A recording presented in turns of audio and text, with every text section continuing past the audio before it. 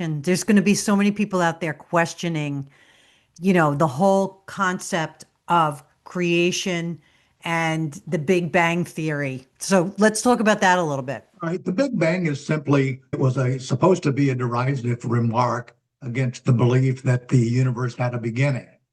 For about 150 years, science was absolutely certain that the universe had existed forever.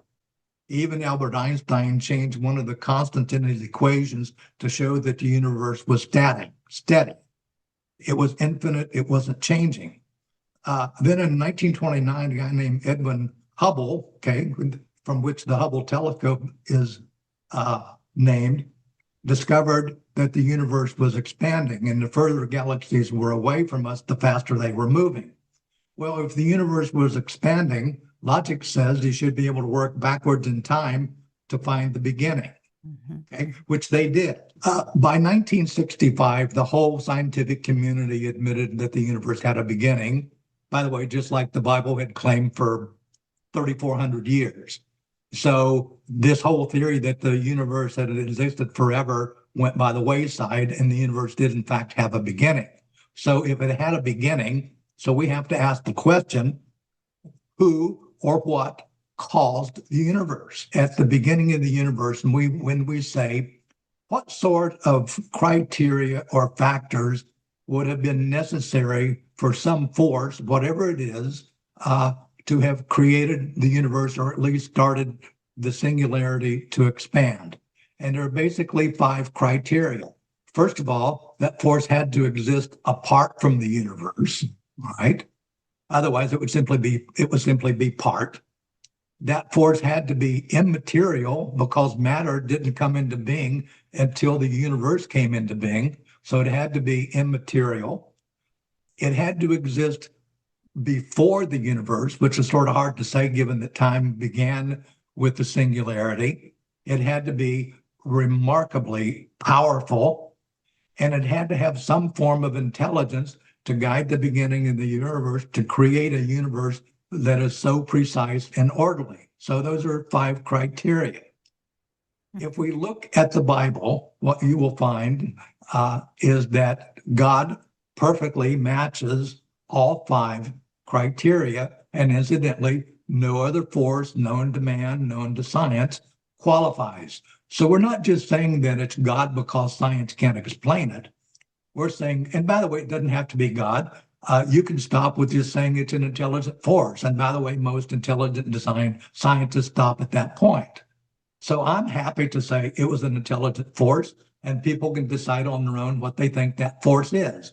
I'm pretty sure it's God. In fact, I think God offers the best explanation for the beginning of the universe, and I don't think there's a good second explanation. And not based on faith, not based on just what the Bible says, but based on scientific evidence. So it's all about following the evidence. Take a look at the scientific evidence. In 1660, the very first scientific society was in London, and they had a motto, and I'll say it in Latin, I'll mispronounce this, but it's something like nullius and verbata, and that is Latin for take nobody's word for it. Mm-hmm. So that was the motto of the very first scientific society in the world. And I think that needs to be our motto as well. We shouldn't ask believers or skeptics just to believe things because we say them. And in fact, I would say, don't take my word for it. Take a look at the evidence. And I can say that with confidence because I know what people will discover when they look at the evidence. The evidence is going to lead them to God if they're honest. And it's not just one case. We've been talking about the origin of the universe, which is very, very spectacular, but it's true throughout nature. When we take a look at nature before the creation, we can see the invisible qualities of God, his eternal power, his divine nature being seen clearly from what has been made. That is, if we look at God's creation, we'll find him there. Modern science is based on a Christian view of nature. The very first scientists, the men responsible for the beginning of modern science and the scientific revolution, nearly all of them were Christians. Those who weren't Christians were deists. I don't think there was a single atheist, maybe one on the planet. And these men believed that by studying nature, God's creation, they were literally reading the mind of God. They truly believed, and I think people believe today, that by studying nature, or I should say, as we better understand nature, we'll better understand the God who created it.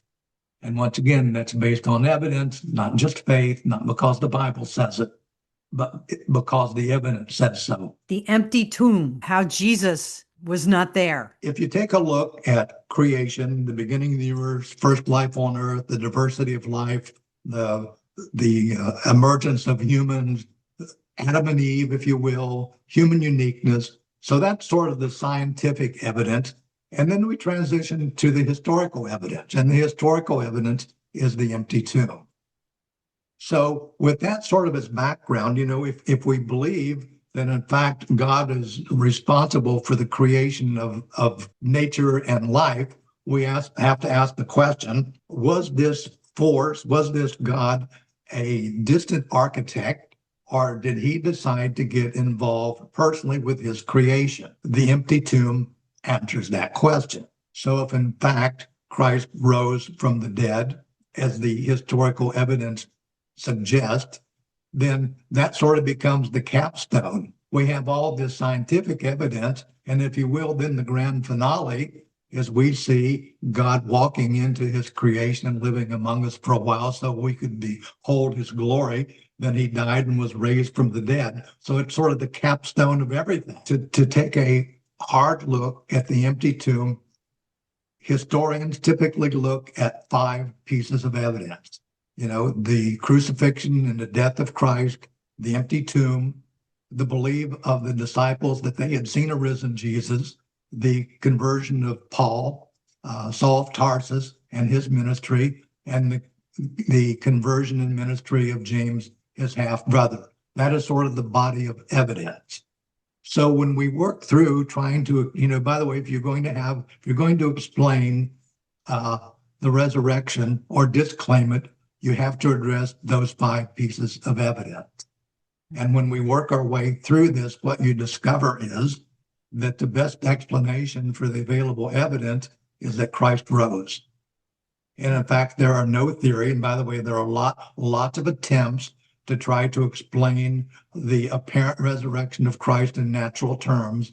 None of those are capable of explaining those 5 pieces of evidence.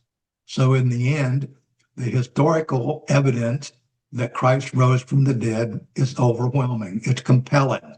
It's as close as you can come to being a historical fact without being a historical fact. If people are wondering, if you take a look at the historical evidence for Christ, people can believe with a high degree of certainty, okay, once again, based on evidence, not because I say it, not because the Bible says it, not because your family says it, but because the evidence says it.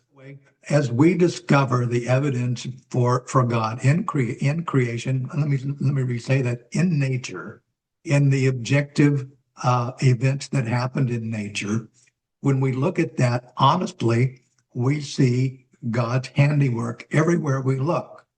So, I think as we come to understand the objective scientific and historical evidence for God, then we have a good intellectual foundation for our faith. I think there's a mistaken belief, that to be a Christian, you have to commit intellectual suicide or lose 10 IQ points. And that's not true. And in fact, what people will discover is science does not erase God, it reveals God. Science is not incompatible with the Bible at all, even though we're all led to believe that it is. Where can they find out more about this book and about you and get your resources? To go to my website, it's steveosbornebooks.com, Osborne with an E. The other thing you can do is you can download and read the first chapter for free, and there's a lot of information on that website. What would you like to leave my audience with today? True science doesn't erase God, it reveals him.